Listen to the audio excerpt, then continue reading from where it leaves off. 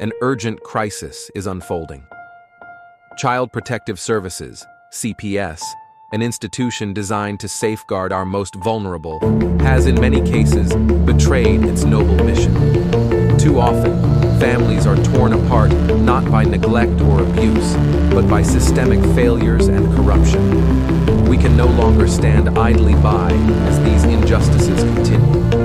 We are here to give a voice to those who have been isolated, to shine a light on the corruption, and to rally our fellow citizens in this critical fight for justice. Every day, countless families are caught in a web of bureaucracy and abuse of power, their lives disrupted and their bonds shattered. Children, who should be nurtured and protected, are instead placed in situations that can be just as, if not more, harmful than the circumstances from which they were taken. Parents, often bewildered and powerless, face insurmountable odds as they fight to reunite with their children. This is not the America we believe in. We cannot allow these injustices to persist. Our mission is to educate, to inform, and to inspire action. We promise to bring you daily updates on CPS, exposing the truth and fighting for reform. We must remember that the future of our nation depends on the strength and unity of our families. By standing together, we can hold CPS accountable and ensure that it fulfills its true purpose, protecting children and preserving families. This is a fight we must not and will not lose. We are committed to saving our families and securing a brighter future for all. The road ahead is challenging, but with your support, we can make a difference. Together, we will bring hope to those who have lost it and ensure that justice prevails. Let us unite with unwavering resolve and a sense of patriotic duty to safeguard the integrity of our families and the future of our nation.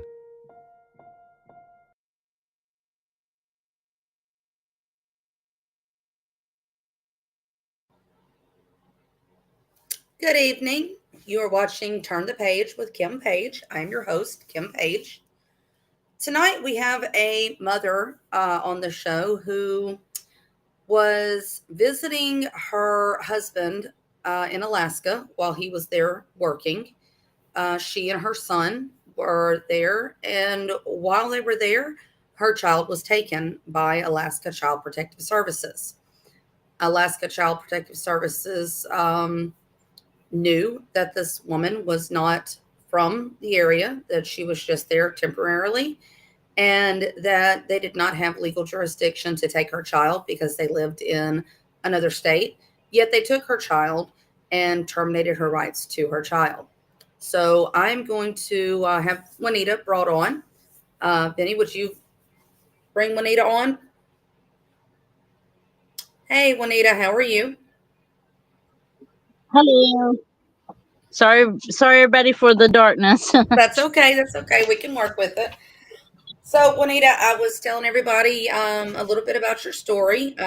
You went to Alaska back in 2020 to visit your husband while he was there for work, and you brought your son with you. And Yes. while you were there was a incident that happened between him and his daughter, which resulted in your son being removed by Child Protective Services into foster care.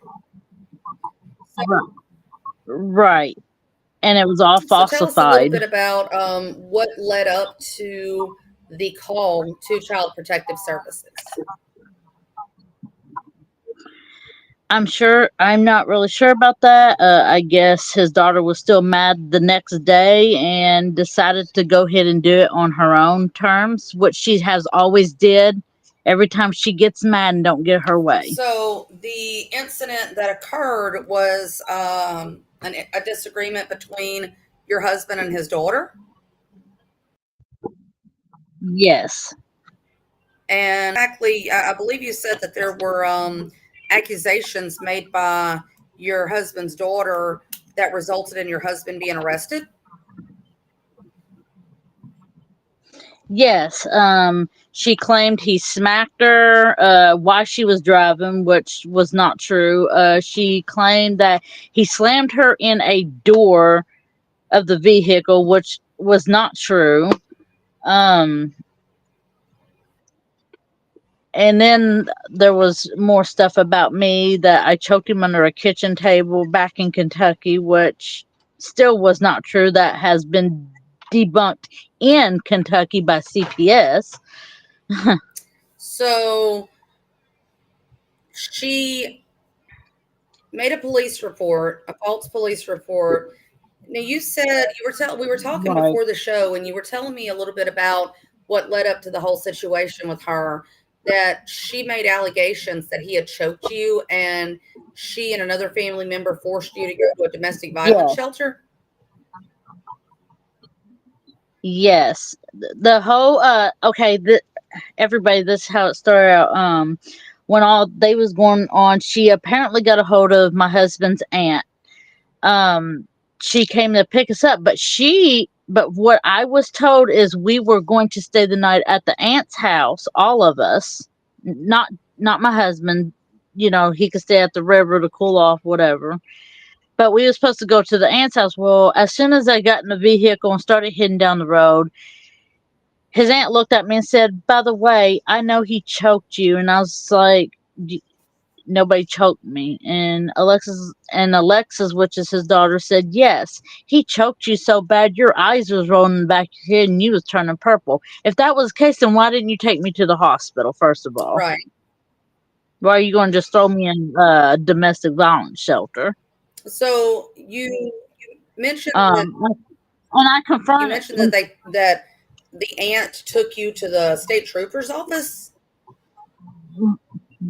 Yes, she took me there first. I didn't make no report because there was no report. Even the trooper stated there's no report. She can't write down or take pictures of any evidence due to the fact there was none. There was no handprints. There was no redness around my neck. There was no swelling on my So neck. law enforcement determined Because that if the accusations that were being made were false. right, and I even gave a glare to the trooper because the aunt and the stepdaughter was staring at me. So I was trying to give that glare, hey, they're forcing me to say, try to say stuff, I was trying to give a glare without Right. saying anything. Um, So it was terrifying, after you were taken to the state trooper's office, they took you to the domestic violence shelter. Yeah, the trooper said, well, just take her home. Don't let them be around each other for the night. Let everything calm down. I mean, if it was bad, that he should have been Right. arrested then. That you know what I'm saying. Um, but no, I was like, okay. And well, when we left the troopers off, we didn't go towards my aunt's way. We went to the domestic violence shelter. Tammy walked in and told the domestic violence shelter woman that she saved me from a strangulation from my husband and she wanted me and the child to be safe. So To give me a place to stay so for the night. generally with a domestic violence shelter or shelter of any kind, they have an intake process. Did they go through the intake process with you that day? They did, and they said, "Are you hurt?" And I said, "No." They're like, "Was he very drunk and violent?" I was like, "No, he was not drunk. I mean, he was drinking, but he wasn't drunk. He wasn't even staggering." I was like, "He was just getting into it with my stepdaughter, like always. This is an always kind of thing." And they're like, "What do you mean up here?" And I told them, "No, I'm from Kentucky. All her accusations more Kentucky. This is the first accusation up here." So did the And they said, "So you were strangled?" I told them no, and they said, "I believe you were because my aunt-in-law is a public figure type. She's known by everybody, kind of thing, because she's a okay? bus driver." So they believed her. So They said, "You look like you're crying, you're harmed." That's what they said. "You're crying, you're harmed." I'm like, can I not cry because of dramatic stuff and situations I'm in? I'm allowed to cry. so so the domestic violence shelter, did they put in your intake forms that they that there was any? I have. They have. All I know is I don't know. I know they wrote down stuff on piece of paper and that was it. I don't know what they did, but I left at 9 a.m. the next morning. Okay, so are you aware of who actually made the initial call to CPS? Alexis Goodman, And which is which is the stepdaughter? yeah, So, what, to your understanding? also known as I'm Alexis sorry. Island. Her maiden name's Island. Okay. So, what was the accusations that CPS came to you saying that they were concerned about? Um, Drugs, alcohol, me letting my husband abuse me and my son, and I didn't know. I didn't see a report yet. And when the OCS worker, Kendra Warlaw, contacted me, she told me I need to go up to the Palmer Courthouse that's in Alaska, because if I don't show up, I will be arrested. Okay, well, you don't know where I'm at apparently, or you would have came to my house that I'm staying at. Well, I was like, well, why? I have a home I'm staying in right now until I can go to Kentucky, back to Kentucky like I was supposed to. She said, no, you need to come to the courthouse. I said, I have a house. I can give you the address. You can come over here. She said, don't argue with me. You have 30 minutes to be up at this courthouse or you will be arrested. So I'm scared. I've never been arrested in my life, never been in any kind of trouble. So I jumped. I got a Hunter, which was a, a, a 19-year-old boy that called my husband dad and me mom. I don't know how that happened, but um, he's like, "I'll take you, mom. I'll take you. I don't want you to get arrested. We'll go up there right now." And I was like, "Okay, whatever." I was like, "Give me. I'll be up there, And she's like, "Okay." Well, when I got there, she got out. She's like, "Can I talk to the little one?" I was like, "Sure, whatever, you can." I was like, "He don't talk much because he has speech issues, which he has speech issue therapy coming up, but because of COVID, they canceled in Kentucky. He was supposed to go in November of 2020 to go to his speech therapist in Kentucky in Litchfield. Um, So I was like, okay, well, I was like, he's got speech issues. He's got a speech doctor he's got to go to here soon, here in a month or two in Kentucky. So you're probably not going to get much out of him. I warned him. I didn't lie about it. She's like, oh, okay. And she's like, you need to step away from the car. And I was like, why? I need to talk to him privately. I don't want you putting stuff in. I don't want him being scared and him not tell me things. I was like, he ain't telling you So, anything anyways. so Like, he CPS did can't not see. give you the opportunity to have an attorney present. Yeah, I didn't see a warrant. Yeah, no, they didn't say anything about attorney. I didn't find out I had court or attorney until all of a sudden I get something in the mail stating that I had a court date and an attorney. I didn't even know my attorney at the time. I just go to court and boom, and what do I So do? CPS violated your Fourth Amendment right by forcing you under duress to participate in an investigation that you legally had no obligation to participate in, by threatening to place you under arrest, by threatening to use authority and force that they did not have the legal authority themselves to use.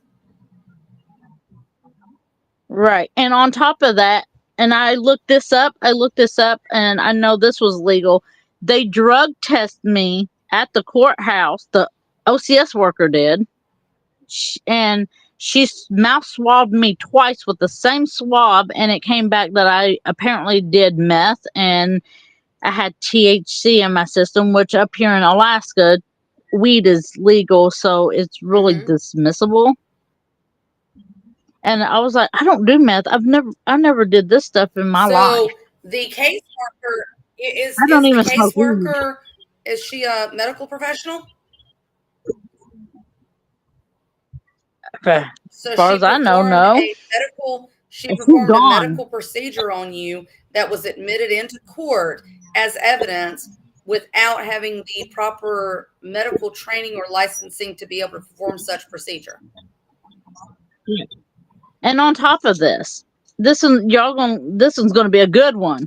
Well, if you can go on the 26th of August, I'll set your appointment up, and we're pay for go get a urine and a hair follicle test done. When that comes back and you pass, we're thinking about letting you have your So what kid back. exactly happened to So what I go do exactly that. happened to make them take your I go child? do that Because I believe you said that the because initial stuff with your husband was they said happened on I the 24th. The initial contact was the 24th, correct? the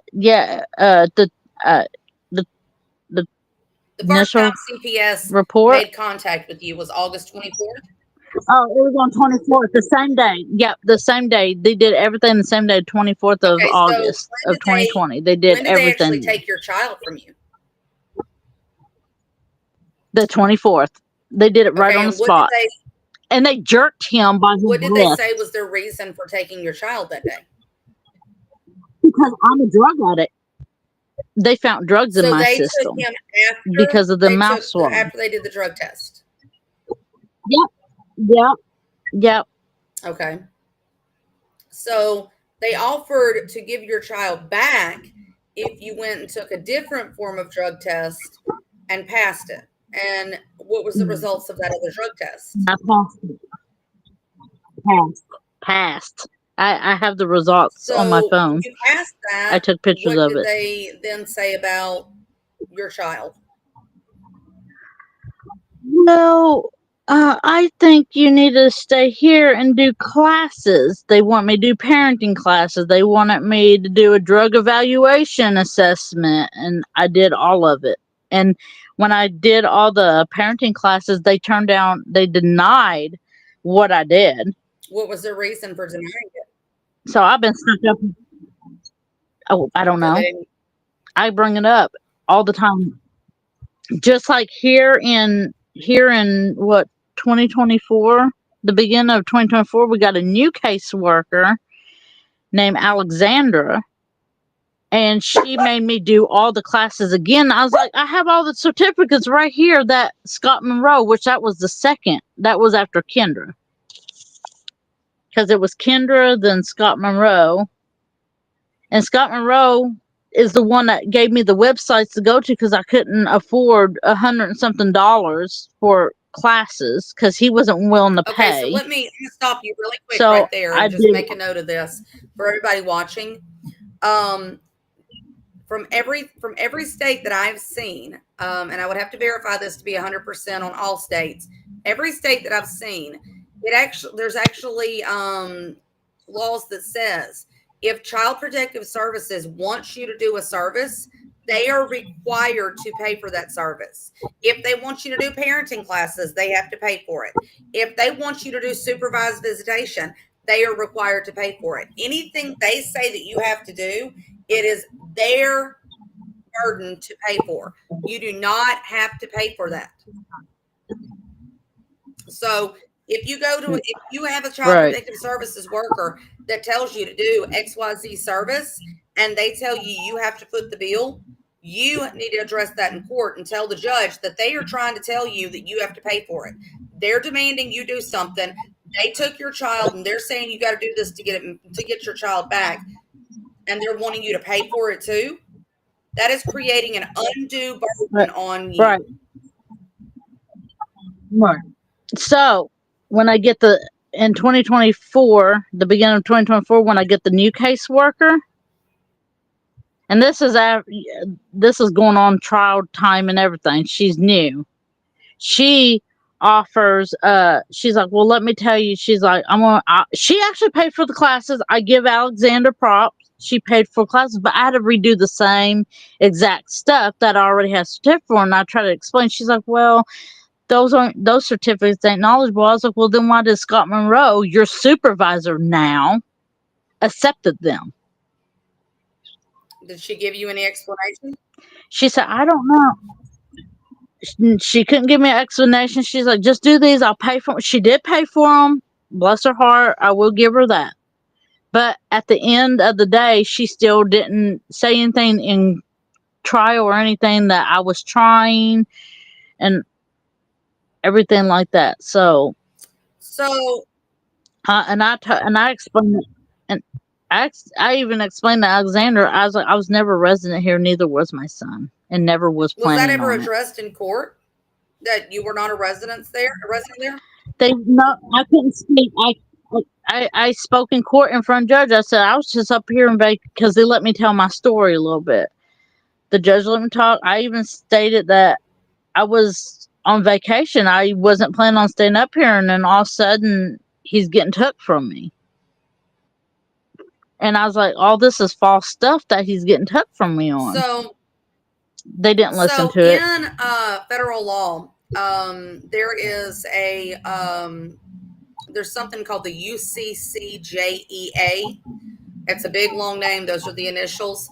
But the UCCJEA is the document or the law that addresses jurisdictional authority of one state to be able to have any type of rights over the resident of another state.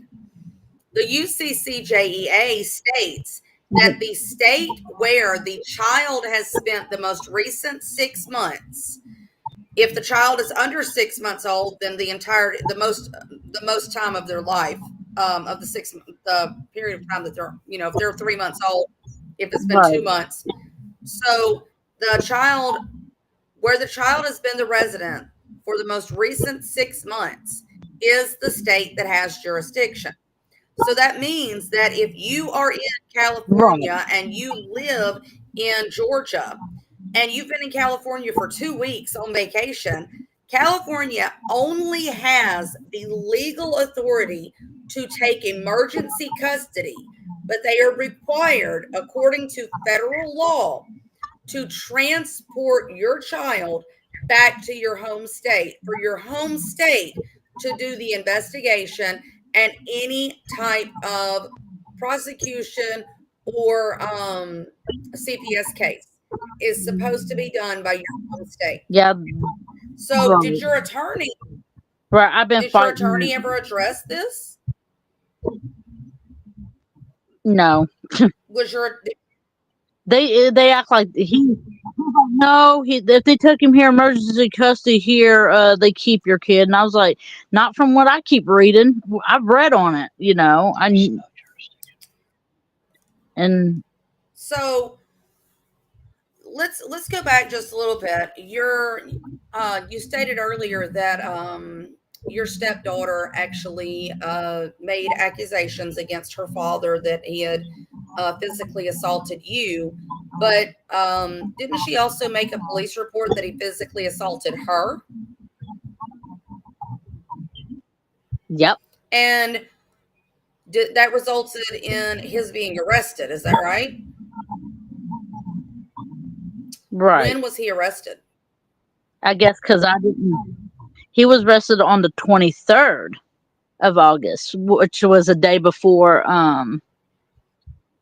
they took my son. So the caseworker contacted you 24 hours after your husband was arrested. Did the caseworker at any point make any accusations that your husband was the reason that they were doing an investigation? Nope. Let me ask you this. She said we both abused. She said both abused. Okay. So I apologize for asking you this a question and not assuming anything, just trying to get the facts. Is your husband the biological father of your child? Okay. Yes. So were there No denied. were there were there accusations in the CPS case against your husband as well? What were those Yes. accusations? Apparently, he's the men. Well, between both of us, we starved him to death. He sexually abused him. I forced him to drink alcohol. And I forced him to drink alcohol and then smacked the shiggies out of him when he spit it out. Which. But they did a test on him too, and he came back negative. He didn't have no alcohol or drugs in his system. Was a forensic sexual assessment done on your son? Nope. Nope. Only a historic interview. Only a historic interview. Wow. So you both were accused. Oh, wait, historic interview. Explain that. Yeah. Yeah, you can let him. I'll let him explain. That's fine. Here's my husband. You can talk. Hi, I'm Jason. Hi, okay, Jason. so the way the way it was explained to me, a historical interview is where they go back and they interview the child after a period of time. And being a new caseworker, I can kind of understand that. However, this was like 4 years later in the middle of the trial whenever they did this interview. And when they did, it came back that I did no harm to my son. Because it was unsubstantiated. And he has paperwork. So, Jason, your rights were also terminated? Yes, ma'am. So your rights were terminated to your child after Child Protective Services gave you a not indicated, unsubstantiated finding. They still terminated your rights. On what basis did they terminate the rights? Well, I'm kind of in the air about that because so the domestic violence assessment lady, they apparently she's the only one here in the state of Alaska that's truly qualified. She had her own little input and her own little opinions, but according to my attorney, that's not exactly what they were basing it off of. I don't recall exactly what it was he was telling me, but it wasn't based on her report. It was just based on OCS reports. So in the paperwork terminating your rights, what did the court say was the reason that they made that decision? His speech issues, his dental issues. I think his dental was a primary, though.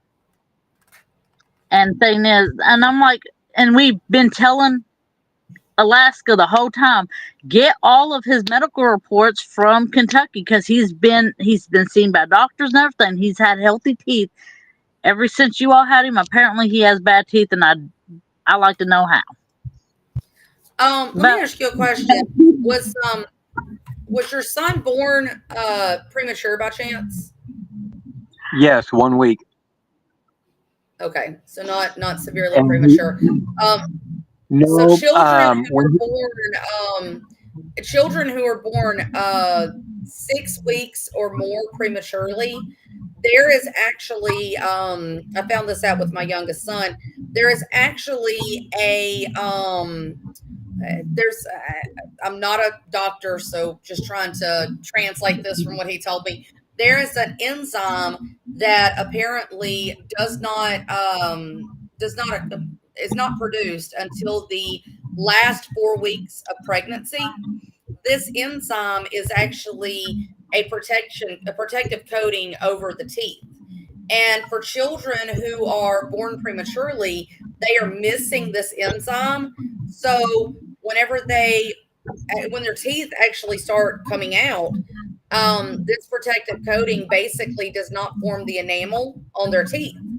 So anything that would cause erosion to their teeth doubles the chance of it causing dental issues.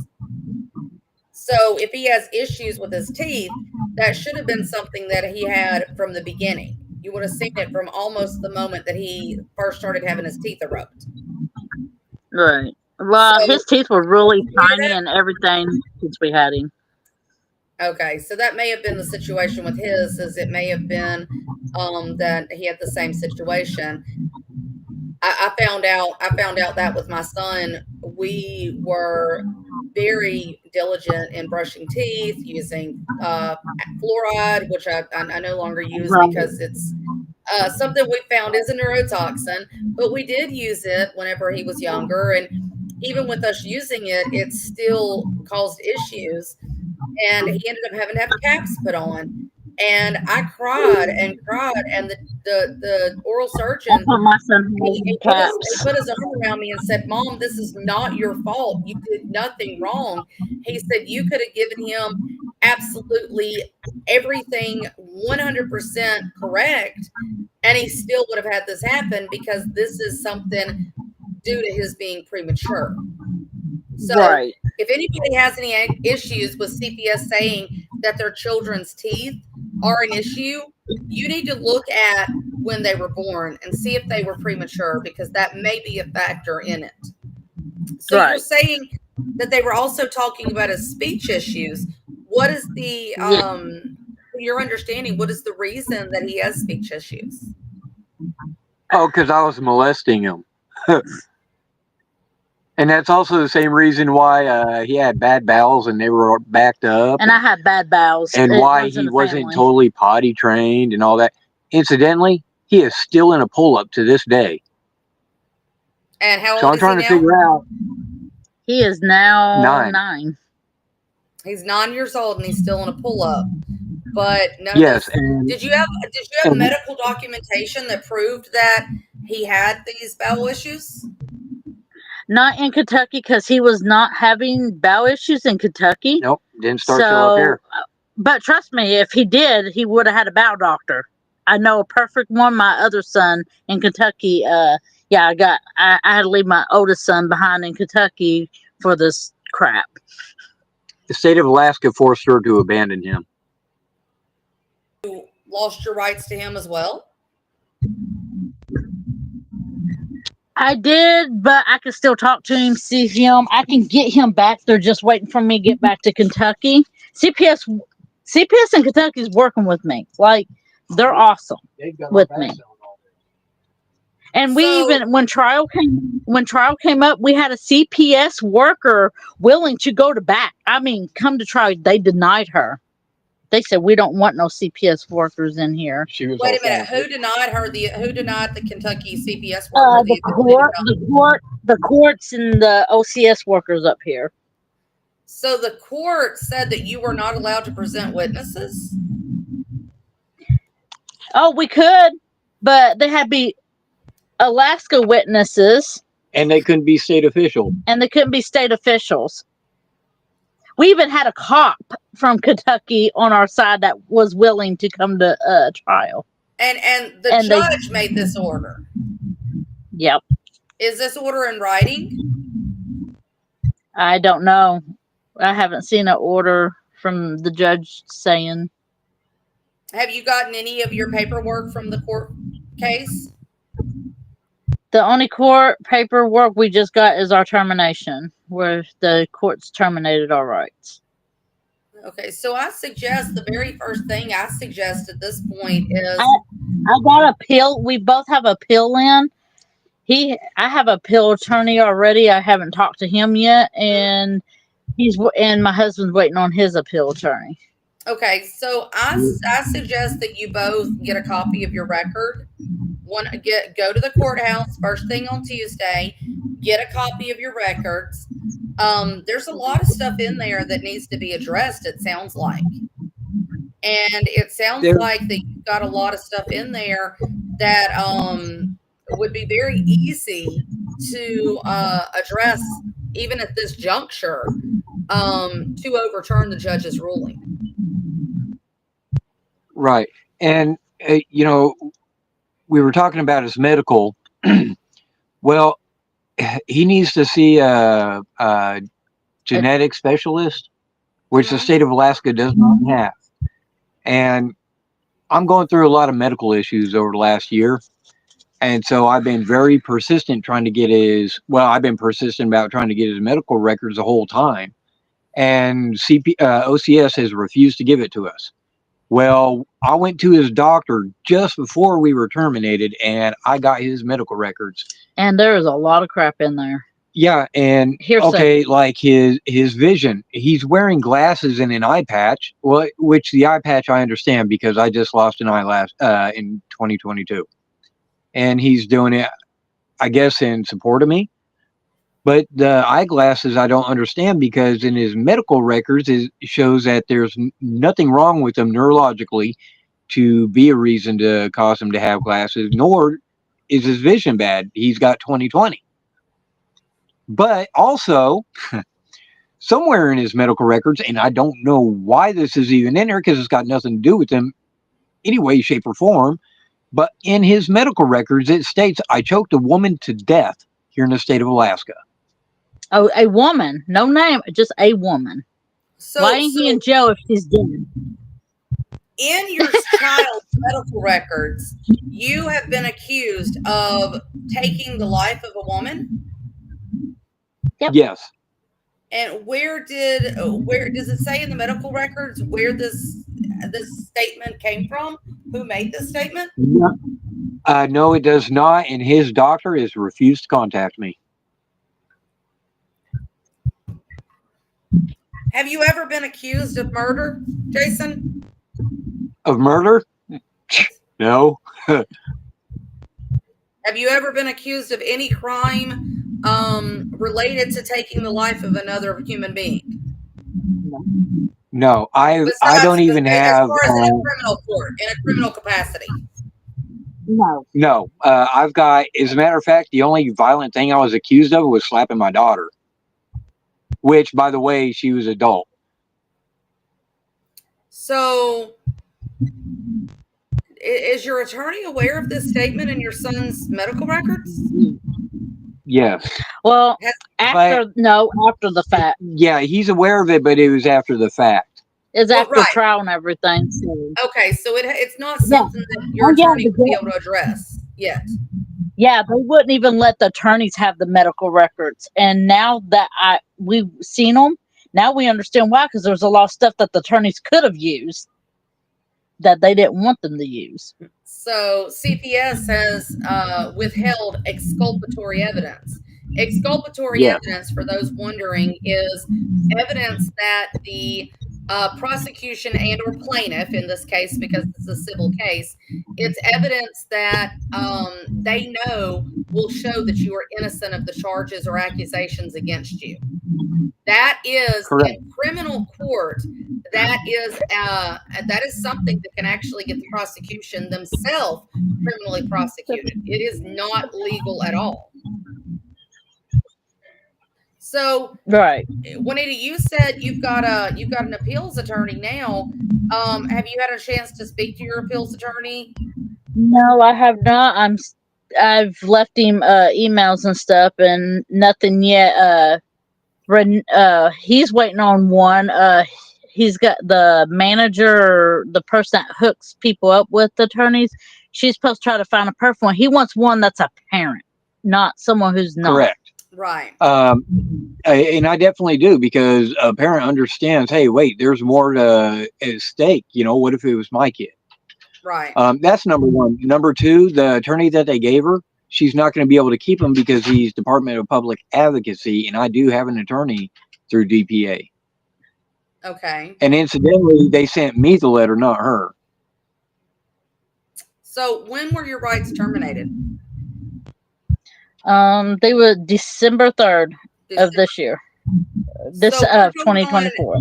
We're going on a month and a half, and neither one of you have had contact with your appeal attorney? No. So has anything been filed in court letting the court know that you are appealing? No, I'm actually planning on Tuesday going to the courthouse just to do that. Okay. At one point, I fired my first attorney. Okay. and I handled the case by myself. I even drilled OCS in court, with state laws, and then they were like, "Well, yeah, I know that law." Well, how do you know it? Well, because you told us that law. I shouldn't have to tell you guys that law. Right. You guys have an attorney for that reason, and their attorney was right there in the courtroom. Wow. I mean, the state of Alaska is just so bent out of shape and screwed up in their own system. They want federal funding, but they don't want to recognize federal laws. Yep. Um, That seems to be the way that every state is. They're I don't kind of think every state will let somebody go almost 4 years without seeing a warrant for their arrest. I don't know. I don't know. I've seen a couple of things similar to that. I don't know if you've heard the story of my best friend who killed himself in October of 23. They actually CPS went to the sheriff's department and told the sheriff's department that my friend Chris, he's got 5 beautiful little girls, told them that they had physical custody of his children. They allowed him to visit his children, and while on a visit, he took his children. CPS never had custody of his kids. They issued a nationwide warrant for custodial interference to him before, excuse me, they did not manhunt. They brought it all over the news. They put it all over everywhere that they were looking for him. They did not issue a warrant for his arrest until he was in jail for almost 18 hours on CPS saying that he kidnapped his children. Terrible. But even the court documents showed that they didn't have his children until after he was arrested. It was actually a big thing that we've recovered the children. We've recovered the children. The children were in Georgia the entire time with his dad, who actually was the safety plan for his children. Yeah. So that's the way CPS works. They just they are absolutely about telling well, lies. the warrant I'm talking about the warrant I'm talking about is in a criminal matter, and I see how they dealt with me on that, and I can't trust anything the state of Alaska says, not even their employees. As a matter of fact, our caseworker, we had been sitting down talking with her, and at one point she said, "Yeah, even the kids are scared when we come into the home because they know we're there to take them out. That's our job." And I corrected her. I said, "No, it's not your job to take kids out of homes. It's your job to make sure they're in safe homes." Yeah. I actually, a friend of mine told me a story about a couple of years ago. She had a conversation with a very, very high up member of the FBI, Federal Bureau of Investigation. And this guy, she made the comment to him that she believed that CPS was just was only there to take children, to traffic children. And she said that this high up FBI agent told her that that's exactly what CPS was designed to do. They were never designed to protect children. They were designed from the very beginning to traffic children. So, it's a very sick situation that we've got.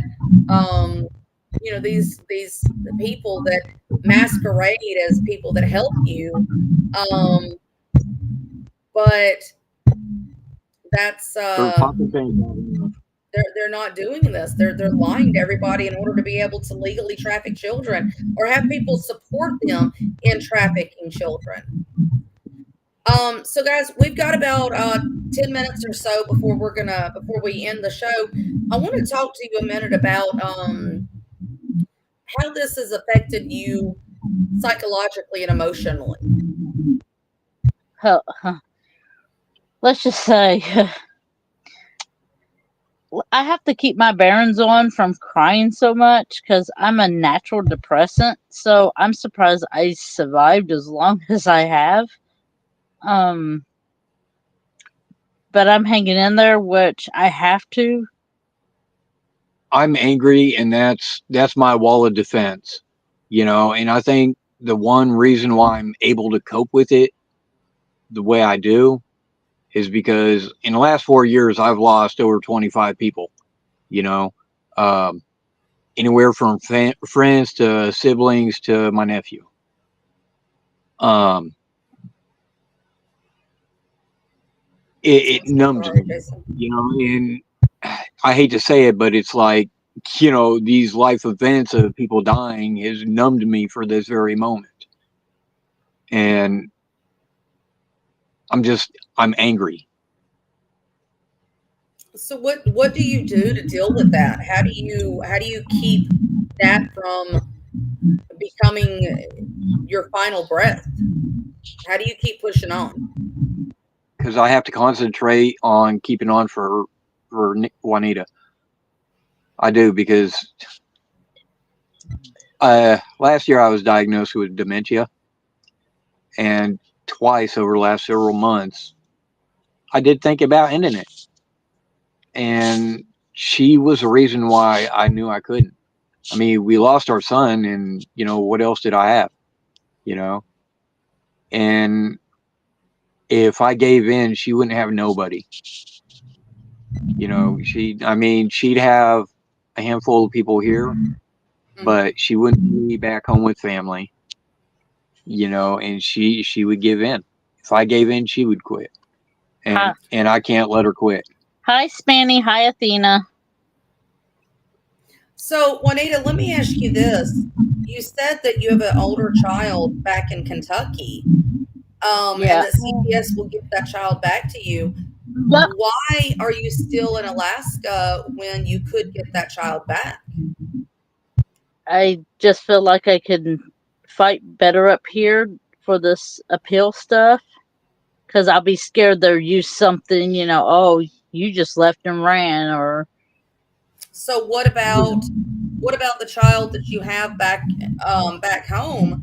Is that child not as important as the one in Alaska? They're both important. That's the problem. So and I don't mean to ask you that as accusatory, just I know that some people would have that question. So what They exactly what CPS exactly down there. CPS down there told me not. Which, I mean, he's in a medical foster home anyways because he's got very bad anger issues where he's got so many genetic issues.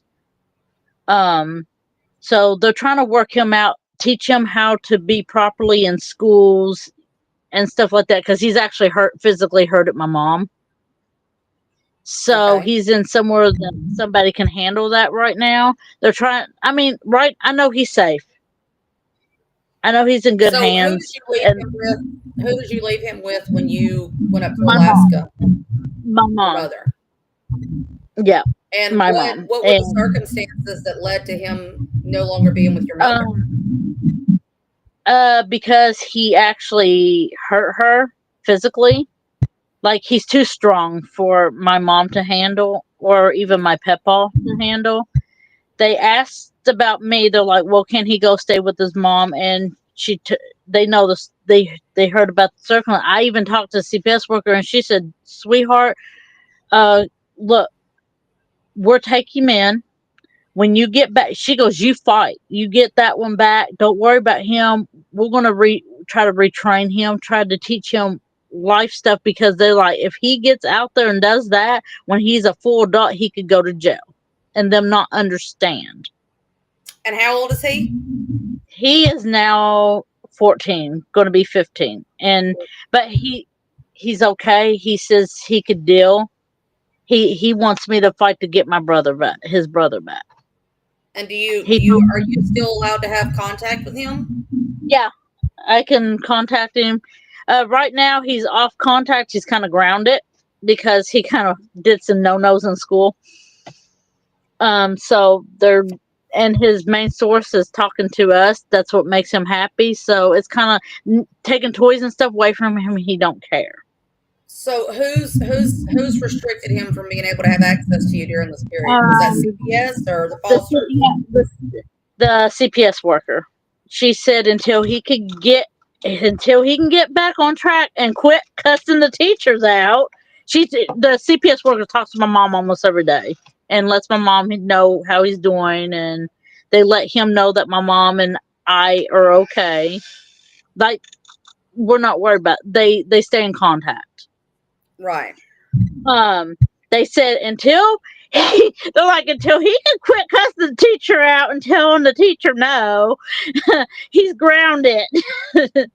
And he understands. And my mom and me asked the CPS worker, like, does he understand that we're not, it's us that's not doing this? And she said, no, we told him and he understands. He completely understands. Ooh, we got light. So So what do you, Juanita, what do you do to, I know that you've been on the brink of losing it yourself. What do you do to keep from losing it? I mean, do you I help Spanny out. Hi, Spanny. Okay. I'm her little. I help her with the dogs. I help her with cooking. I keep myself occupied so that I don't go in. And if I do go in a depression stage, I talk to her, and she uplifts me, tells me, hey, everything's going to be okay. We got this. We got people. You're going to get him back. Right. Well, I appreciate you and Jason sharing your story with us. I like to share a little bit of what I do to help me, because I've been there right where you are, and I've had times that it's gotten overwhelming for me, and I've wanted to just not wake up the next day. I've wanted to die. I've prayed for God to end my suffering, especially after the circumstances of Chris's death. I was the one that had to notify his parents. I'm the one that called the police. With the help of Darren, I was the one that actually cleaned up what was left of the scene. And it almost killed me. It almost killed me because it was right after my termination was finalized that this happened. One of the things that I do is I take herbal supplements, not marijuana, actual herbal supplements you can buy at the store. One of the things that helps me more than anything is GABA. It has been a lifesaver. It literally saved my life when it came to the circumstances after Chris. The other thing I do is I put every bit of my energy into helping other people, helping families get their children back. I work with adults with physical or mental disabilities. They cannot provide care for themselves. And I've got a lot of older folks that live in my apartment complex who either physically can't get to the stove to cook, or are on a tight budget, and it's difficult for them to be able to prepare a wholesome meal every day. So I will actually prepare a meal for all of them, and I do the same for the local warming center. So what I've just done is I put myself in a position where I tell people I'm going to do this for you on this date, so that if I get to that position that I want, or that point that I'm wishing for death, I remind myself, oh, I can't do that. I can't wish for death, because if I do, who's going to make the meal for the warming center next week? Or who's going to take Bob to his doctor's appointment? Things like that. So that's what keeps me going, is remembering that if I leave, there's nobody that's going to be there to take care of the people that I take care of. That's what I do. So, which is awesome. Well, I mean, there's no people that would do that for anybody, to be honest. It's rare anymore. It is, and I do it because I feel like I've got to do something to keep me sane, and that's the only way that I can keep myself sane. So, well, Jason, Juanita, thank y'all so much for coming on the show tonight. I would love to have y'all back again if you have any updates or just want to just want to talk to us and tell us more about your story, or give us some information maybe that y'all find out along the way that might help another parent, love to have you back. Just let me know, keep us posted, okay? And we'll be praying for you that your appeal goes through and that you stay strong for your children, because they do need you. And I'll add you to Facebook. We will. Thank you. Absolutely. Yes, ma'am. All right, guys. Y'all have a good evening. Thank you so much. You David, too. I'm not sure what that comment's about, the copious amount of green. Is that on my face, or is that supposed to be on somebody else's face? If you're seeing green on my face, then you need to check your video card, because that is not what's on my face. Well, I know they can't see my eyeball, so. No. I'm not. Does this look green, guys? Does my makeup look green tonight? It's not. It looks like a blue green, but not a green. It's actually gray. It's smoky gray. Oh, so makes sense. Yep, not green. Not green. If it's looking green, then we need to check our video card somewhere along the way. All right, guys. Thank y'all so much for coming tonight. Y'all have a good evening. You too. Bye-bye. Imagine being a child who has been torn away from their security blanket, their parents, the ones who stopped the boogeyman from terrorizing the nights and curing their boo-boos when they scrape their knees. Now just imagine how they mightest feel when the CPS meant to protect them tears them away from their supposed abusers and places them with strangers who have zero comforting skills. They need to be calm. They are confused, lost, panicked, and needing their parents, but CPS took them away for the purpose of saving them. The kids don't even know why, and they are told that the parents they attach to no longer want them. What do you think that does?